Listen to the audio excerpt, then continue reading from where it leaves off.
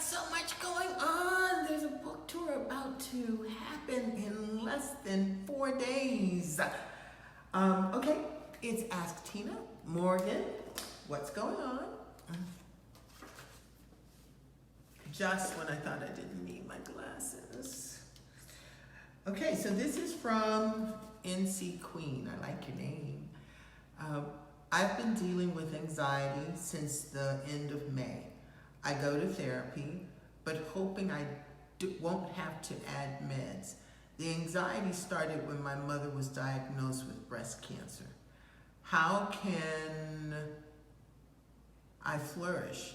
Or how can focusing on my inner fitness help during this difficult time? Well, NC Queen, first I want to say I'm sorry that your mom is dealing with cancer.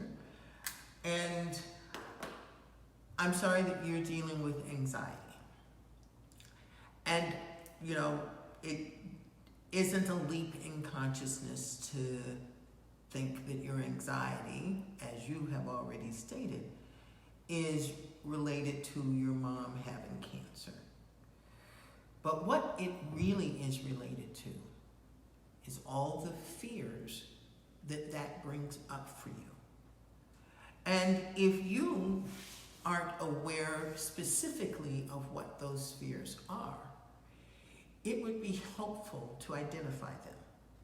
Because without identifying them, they live in your heart, bunching your heart up, and they live in your mind, you know, just squeezing your very being like the boogeyman.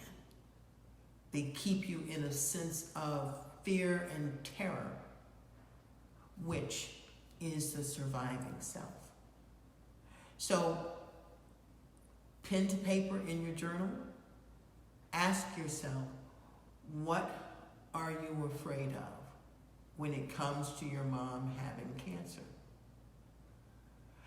And it's a really good thing to do because you might discover that, you know, I don't know, you haven't gone into detail about your mom's case, but you want to leave room for new possibilities. You want to leave room for the possibilities that a diagnosis of cancer doesn't necessarily mean cancer.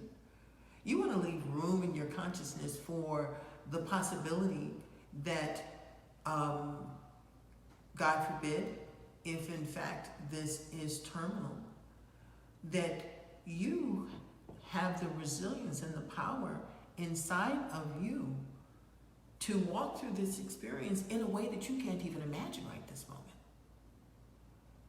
We get so caught behaving and reacting to how our minds have been conditioned up until now. And we need to leave room for new possibilities. So here's the last thing I want to say to you.